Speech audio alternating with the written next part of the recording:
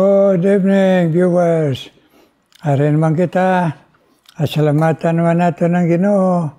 Ngari pa ini nga broadcast sa iya pagpakamayo sa maing lawas sa kaalam sa Espiritu kagahom kag sa iya nga pribileyo. Thank you, Lord. Thank you. Amo na ato ni hambal permi. Ito aw sa atong natingog. Thank you sa nga broadcast, Lord. Karon, magkanta dahil kita sa theme song naton in times like this.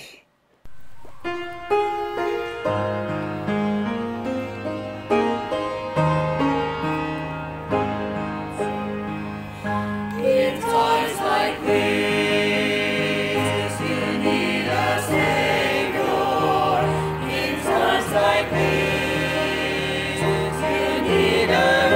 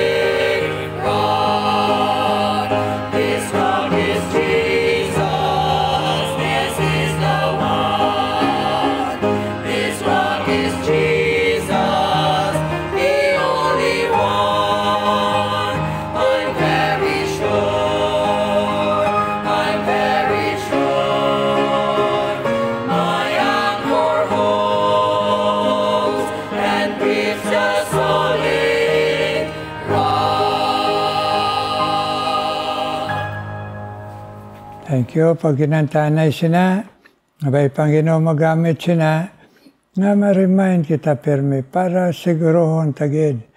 Be very sure na si Kristo ari sa aton. Kaya mo lang siyang paglaom siyang himaya. Amen. Mga viewers, karon pribileyo naman naton mamati kay Pastor Rehum Baldemore mag-share sa aton sa pulong sang Ginoo. Missionary pastor sang Banga Aklan, upod sa iya, nga kaupod sa kabuhi si Ma'am Bing Escobar Baldemore. Good evening sa tanan, sa aton nga mga suki nga nagapamati sining aton nga programa, Meditation of God and Prayer by Reverend Rudy Escobar. Salamat sa Ginoo. Once again, makadala kita sa pulong si Ginoo throughout the day. Sining Sunday, kadamo gid sa mga activities naton sa church. Salamat sa Ginoo. And sa Bacolod Fellowship, happy anniversary. No? 1 month gid ang inyong celebration. Praise the Lord. And of course, dira man sa Libacao, Aklan. First Fundamental Baptist Church of Libacao. Especially sa sinigid nga Sunday, okay? Salamat sa Ginoo naka-wali ang aton alagad, inyo alagad, ako ang ilang speaker. Praise the Lord, no? Kag damo nga mga parents nga nag-attend, kag kanami gid sang fellowship, but at the same time, gapangamuyo kita nga damo mga kalag magkalaluwas, and God indeed answered our prayers. Okay? So, sa aton nga salamat gali kay Pastor Roland and Ma'am Cecil, tanan nga pastors and workers dira sa Libacao, ang inyong pag-amuma, pag-atipan sa alagad sa Ginoo. Okay. So, karon sa hindi pa kita magpadayon, magpangamuyuan na kita. Let's pray first. Ginoo, Nagapasalamat kami sa sining gabi nga pamalandong kami sa imong nga pulong, Ginoo. As we meditate upon your word, we pray, dear God, that you will cleanse our hearts, Lord, and forgive us so that we are worthy to preach and to share and to tell and to receive the spiritual blessings nga imo nga gin-prepare para sa amon. Bless your servant and all the listeners right now. In Jesus' name and in the power of the Holy Spirit. Amen. Okay. Ma-serious kita sa topic na ton, nining aton meditation about the light, no? Ang iwag, okay? So isa sa mga challenge gid sa mga anak sa Ginoo is we need to carry that light because in the first place, that light is the Lord Jesus Christ. Amo nang mabasa naton diri sa John chapter 8 verse 12 and also in Matthew chapter 5 verse 14 to 16. So ma-start kita sa John chapter 8 verse 12, naghambal ang pulong sa Ginoo. Then spake Jesus again unto them, saying, I am the light of the world. He that followeth me shall not walk in darkness, but shall have the light of life. The Lord Jesus Christ gin-claim niya, siya ang iwag. Okay? Siling niya, I am the light of the world. Sa tanan nga tao diri sa kalibutan, siling ni Jesus Christ, ako ang iwag. Wonderful, no? Because we believe, no, that light can overcome that darkness.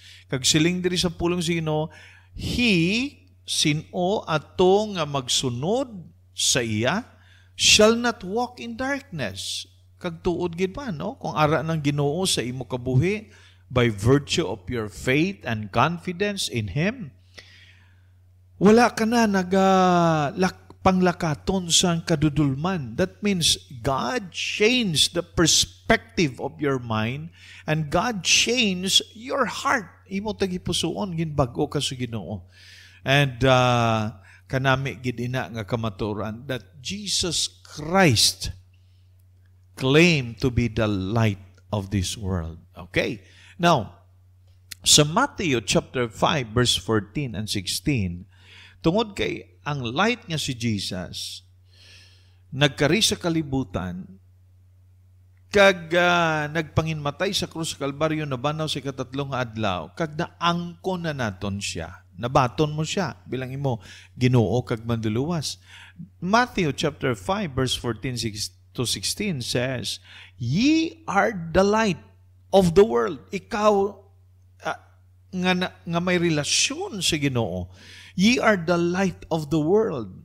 Kay na Jesus Christ claimed, I am the light of the world. Now, kung nag-claim ikaw nakabaton kay Kristo Jesus, nagtuo ka nga siya ang imong personal nga Ginoo ag manluluwas sa imo kabuhi, He is your personal Lord and Savior of your life, hambal sa pulong sa Ginoo, then that light which is the Lord Jesus Christ is in your life now.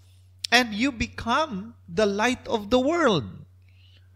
So tungod kay ang light ara na sa imo, ikaw naman, nahimo ka naman nga light. Because that light is in you. Ara sa imo. O siling dira, ye are the light of the world, and a city that is set on a hill cannot be hid. Ang isa ka syudad nga ara sa bukid, no?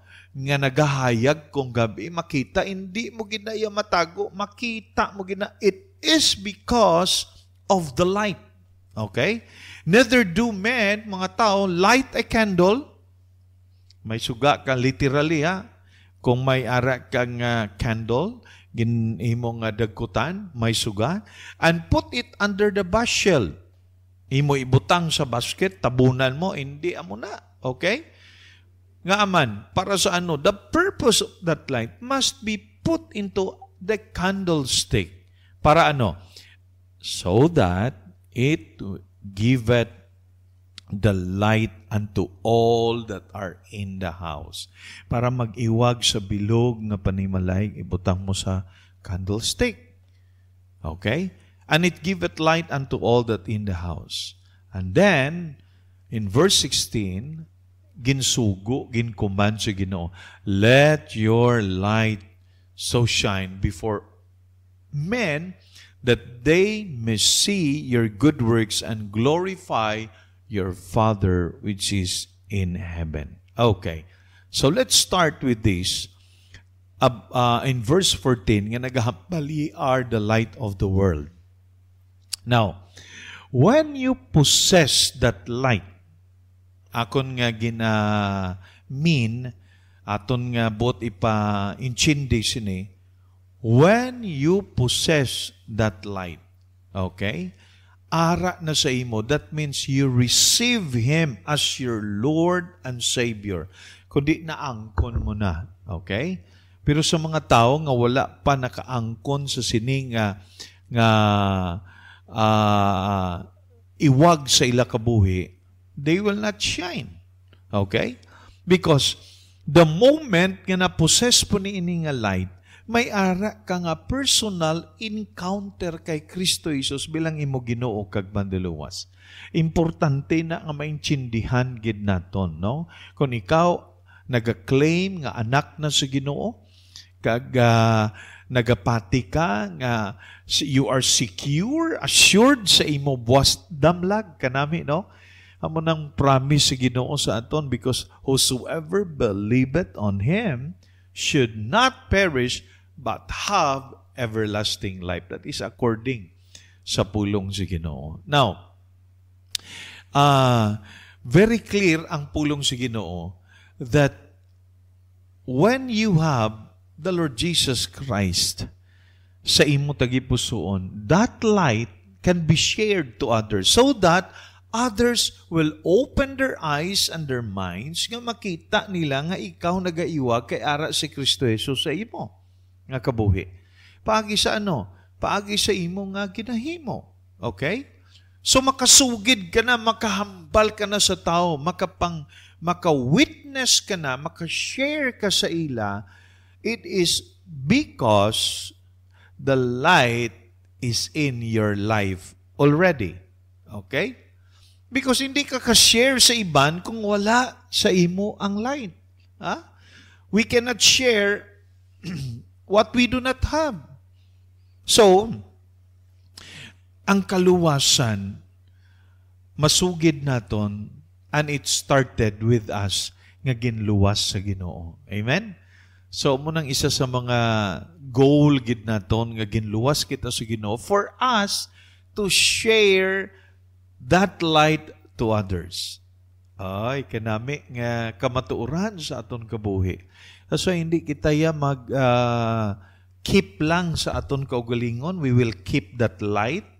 Okay? We will show that light. We will tell the world that the light is in us, ara sa aton nga kabuhi. So, tanan, okay, nga mga anak sang Ginoo, nga may relasyon sa Ginoo, nagadala ka sang light and you need to share that light. Okay? So, in other words, when Christ enters sa imo kabuhi, ang light dispels that darkness. Inang darkness bala sa aton kabuhi, inang mga bad attitude naton, bad behavior naton, bag-o ina nga pamatasan sa Ginoo. Man, kung ikaw nakabaton sa Ginoo, bag-uhon kakit sa Ginoo. Because you will allow God nga mag-amat-amat work sa imo kabuhi. The Lord Jesus Christ will change your attitude, the character. Ang sanguna, ikaw, pareho sina, sanguna, chismosa ka. Muna ginambal nila nga marites, marisol, no? Nagasulsol, naga-chismis, okay? Kung ara na ang Ginoo sa imo, nagakakuha na nagalesen, nagakuha na. Hindi man gid siguro nga ma-eradicate tanan, pero nagaamat-amat kadula sa imo. Nagalesen. Because later on, nagakonform na ikaw sa character that is in the Lord Jesus Christ. That's why, ang 2 Corinthians chapter 5 verse 17, very clear ina sa aton kabuhi. Naghambal, if any man be in Christ, he is a new creation. All things are passed away. Behold, all things are become new. Now, may ara nga mga tao nga nagatulok sa aton, kag nagahambal gid sila. I am convinced nga ina nga tao ginbag-o sa Ginoo kay kilala ko na siya sang una. Nabalaan ko na anong iya background, anong iya batasan, di na siya halin. Pero subong, nakita ko nga nag-change, nagbago, na-transform iya nga kabuhi. Ano ina? That is the miracle of God. The light which is the Lord Jesus Christ nga nagbago sa kabuhi sa sina nga tao. Amen? So mga inigugma, mga abyan, so hindi pa kita magtakop. Ang lesson nga makita naton dire, that when you have that light, which is the Lord Jesus Christ, when you possess the light, you receive Christ as your Lord and Savior, God will transform you. So, sa mga nagapamati karon, no? Base, wala pa ikaw ginbag-o sa Ginoo. Ate, dako gid nga problema kung wala ka pa ginbag-o sa Ginoo. Or, kapaminsar ka, ginaamat-amat pa lang ko. Amen. God is working in your life. Pero kung wala pagbago, that means wala ka gid relasyon sa Ginoo. So you need to have a relationship with God. Now, sa hindi pa kita magtakop, kabay pa nga pamangkuton mo imo kaugalingon karon. Am I really changed by God? Am I really transformed by God? Is that light the Lord Jesus Christ ari man sa akon nga kabuhi? If you are convinced and you can confirm that, praise the Lord. Praise God for that. May God bless His word into our hearts tonight. Magapangamuyo kita. Ginoo, salamat gid sa imong mga bilidon nga pulong. Kabay pa ini magpabakod sa amon, kag sa iban nga wala pa kakilala sa imo, kabay pa nga makilala kanila. Kag ang iwag maglabot sa ilang mga kabuhi. Thank you, good Lord, as we join our hearts together sa pangamuyo ni Reverend Rudy Escobar. Kaugin mag-upod sa amon. In Jesus' name, in the power of the Holy Spirit, Amen and Amen. God bless and good evening. Thank you, Pastor Rehom, sinapulong sa Ginoo. Kabay papadayonon kamo. Gamiton sa Ginoo sa aklan pagpanugid sang Diyos kag bugtongan luwas naton sa Kristo Jesus. Amen. Sa maing lawas kag sa gahom sa balaan Espiritu. Karon mga muyo kita. Ginoo may nga balaan, salamat yed na malagayan mo kami sa sining ation, Ginoo. Nga sa diin mapabakod nimo hamon pagto, kabuhi, pangabuhi, pagalagad sa imo, Ginoo. Thank you, good Lord. Ay karon, nadala ko sa imo, Ginoo. Ang mga viewers, Ginoo, abaw sa tanan, una, akong dalhon sa imo trono nga bugay. May mo mga alagad, Ginoo, nga mga Bible women. Ikaw, Ginoo, magpadayon sa pagpakamayo kag paggamit, Ginoo. Thank you, good Lord. Kamo ni matawag sa imo, Ginoo, kag iban mga asawa sa mga pastor, sa mga Bible women, i-bless sila, Ginoo. At nga, Ginoo, sa ila, Ginoo, pagbatas, padayon na, Ginoo, encourage sila. Thank you, Lord, nga amo na ni, nadala sa imo, bisan pa, Ginoo. Ma'am, Nini Los, Ginoo, ikaw man magapadayon sa iya, pag-encourage sa iya, maging encouragement sa imo man alagad, Ginoo. Yes, Ma'am, Nini Los, agbisan pa, Ginoo, na mga iban pa nga mga pastor's wife na nakakinahanglan, Ginoo, sa imo. Hear our prayer, Lord. Hear our prayer nga sila, Ginoo, magamit mo, Diyos. Tugyan man namon sa imo. Isan pa ang mga viewers pa nga iban. Bless na sila, pagpamati na sa imo pulong na magabakod la pagto. Hear our prayer, Lord. Hear our prayer. In Jesus' name I pray. Amen, amen, amen.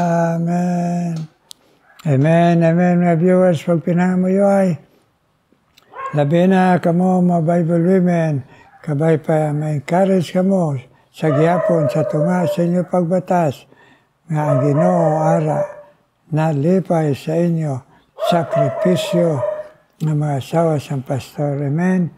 Karon, mamati naman kita sa special number.